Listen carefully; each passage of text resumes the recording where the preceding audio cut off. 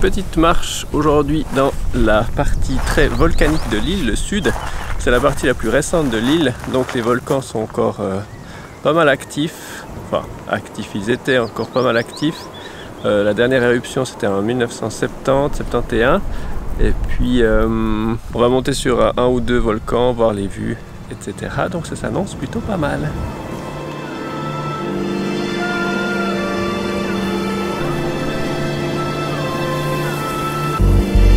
Le paysage est complètement désolé, c'est assez impressionnant.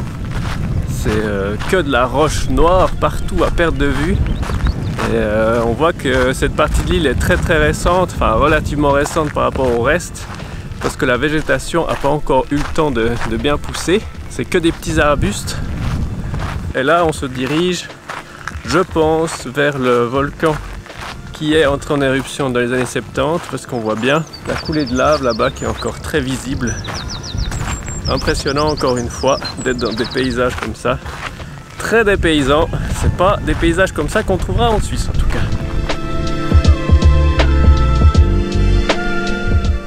Paul, on se fait attaquer par un lézard. Pourquoi on se fait attaquer par un lézard, le dit? À cause de la bouffe.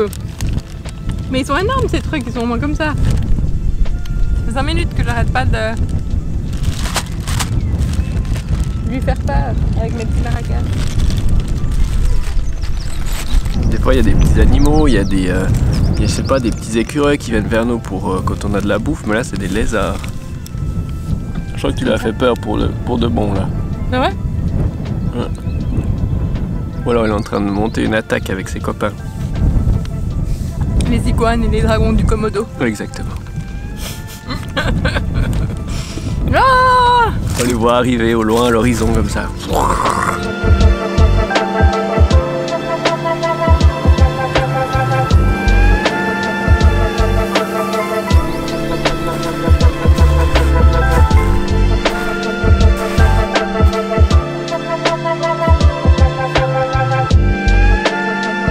Même dans ces paysages désolés, l'humain arrive à planter des trucs.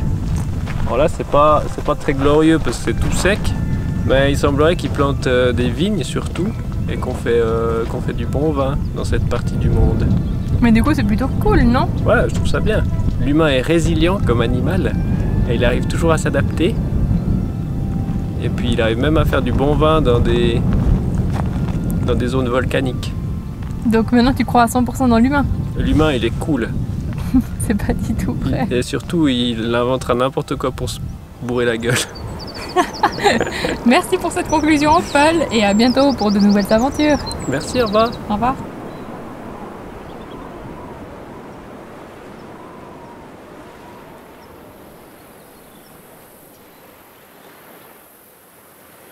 Pour cette deuxième semaine à La Palma, on s'est trouvé un Airbnb complètement perdu sur les flancs verdoyants de la côte sud-est de l'île, avec une vue incroyable sur tout l'océan.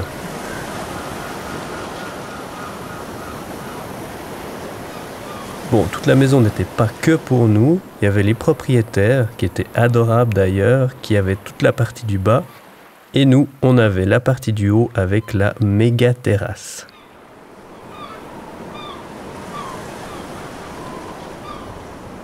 Et le plus cool, c'était de se réveiller tôt, d'ouvrir les rideaux et de contempler le lever du soleil derrière l'île de Tenerife, juste en face.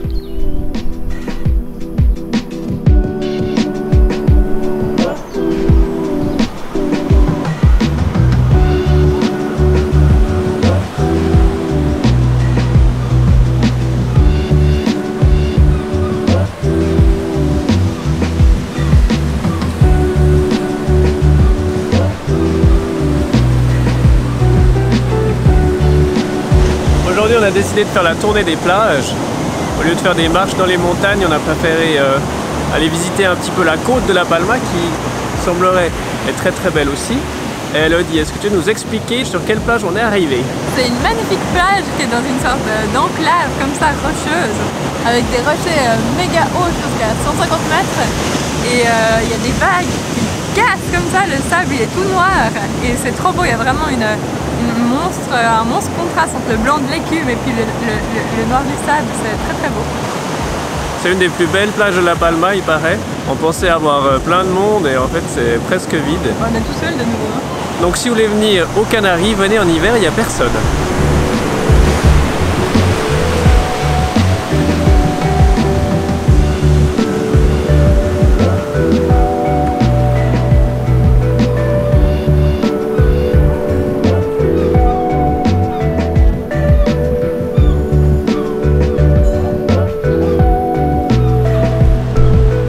On s'en va pour la dernière étape de cette grande journée, le Charco Azul. C'est des bassins qui ont été creusés dans la lave, dans lesquels on peut aller se baigner.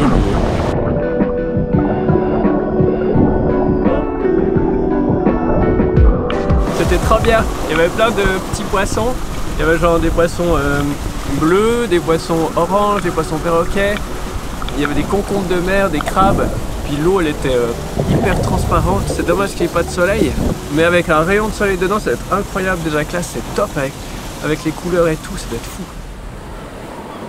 Mais pas le temps de traîner trop longtemps en maillot de bain, demain on retourne dans les montagnes et tout ne va pas se passer comme prévu.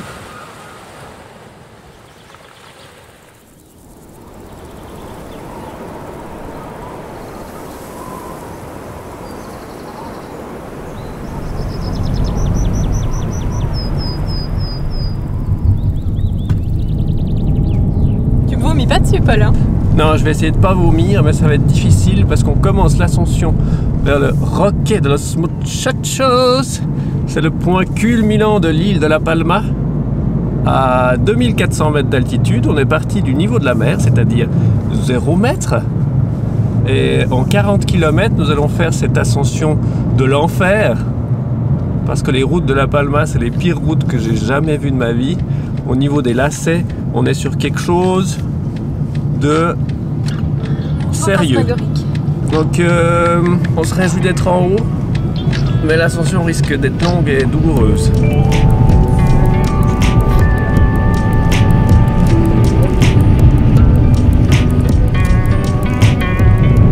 Ça va, dit cette conduite? Oui, j'aime trop.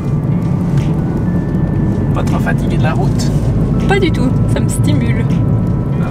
Mais là ça va, la route elle est chill. Avant c'était plus compliqué.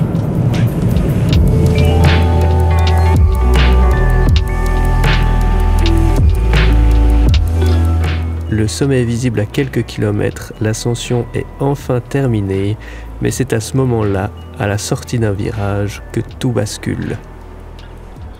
Ce qui s'annonçait comme une journée épique, trop belle, incroyable au sommet de ce pic, se transforme en une journée d'attente d'une dépanneuse. Voilà! Désolée. Elodie, elle a roulé sur un caillou. Un énorme caillou. Moi je me la pétais comme ça avec mes contours et tout, comme quoi j'étais trop fière. J'adore les routes et tout, et en fait, il y avait un caillou dans l'ombre, à contre-jour, dans un virage, et puis on a roulé dessus, et ça a directement explosé le pneu, méga trou comme ça dans le flanc du pneu, et on s'arrête, on se dit oh, facile, on va pouvoir mettre le pneu de secours. En plus moi j'ai l'habitude de changer les pneus.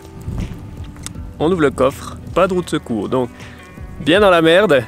Le seul truc qu'on a, c'est un petit kit tout pourri c'est du jus qui comble les petits trous, et puis il y avait une pompe électrique. Donc là j'ai essayé, fail again.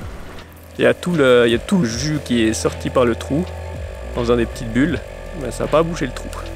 Donc ça va se transformer en bonne journée de merde. Bon, non, c'est...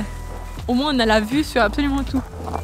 On a une belle vue, mais le problème c'est qu'on est le 24 décembre et que les dépanneuses elles fêtent Noël, je pense. Donc voilà, on verra. Le monsieur il viendra avec un petit chapeau de Noël, ça serait mignon.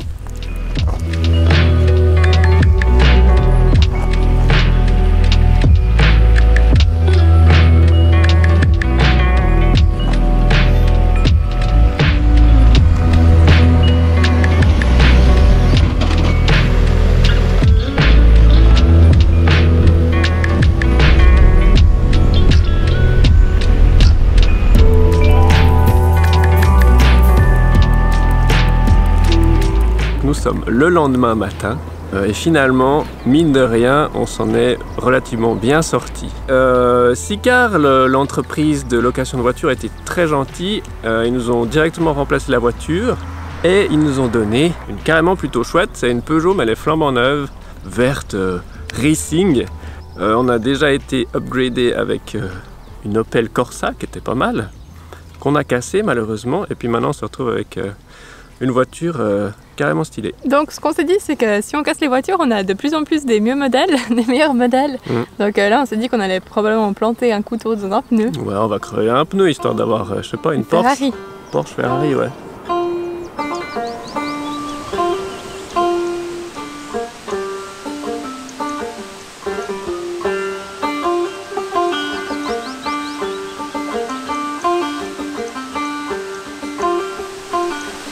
On est vraiment arrivé devant une cascade qui sortait de nulle part, depuis très haut comme ça et qui descendait comme ça. C'était magnifique, il y avait vraiment des fougères partout, du verre, et même de l'eau qui glissait le long de toutes les façades, etc. C'était vraiment trop beau. Voilà. Et puis on est arrivé, on était tout seul.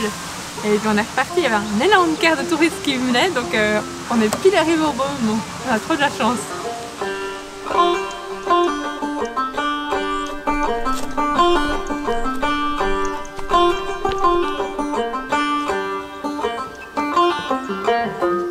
Avec Elodie, on adore ce genre de paysage parce que on passe des heures à s'arrêter, à regarder autour de nous, à écouter les bruits, les petits oiseaux, les détails, les racines, les petits insectes. Donc avec La Palma, on est clairement servi parce que c'est une île qui est recouverte d'arbres. Donc nous, on a de quoi faire.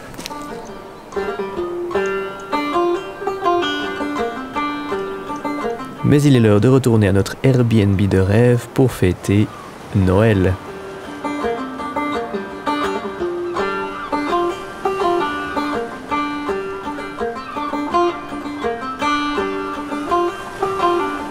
Mais c'est pas parce qu'il fait pas moins 10 et qu'il n'y a pas de neige que l'on va rater l'occasion de se faire une bonne bouffe et de se boire des pina coladas artisanales faites avec les moyens du bord.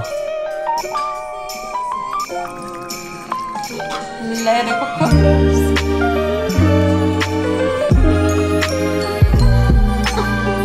Attends, j'ai oublié de secouer.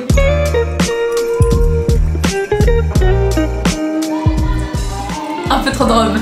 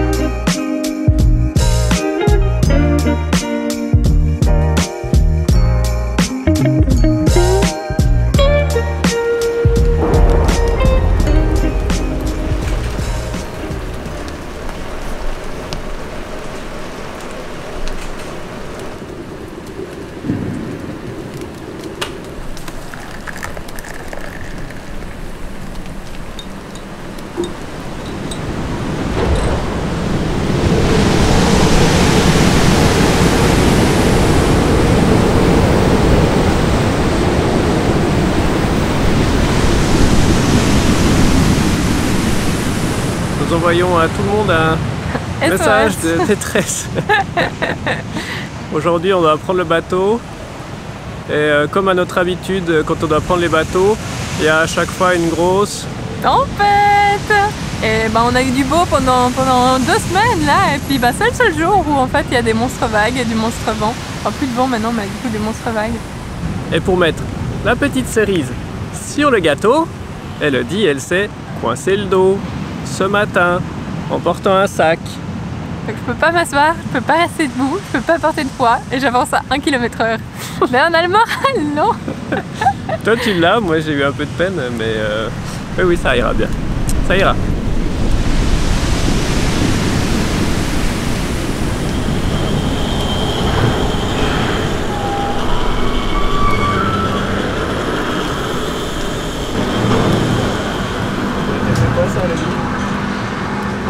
L'océan il est plat dans le port et le bateau il fait déjà comme ça. Alors j'ose pas imaginer ce que ça sera en mer quand les vagues elles seront comme ça.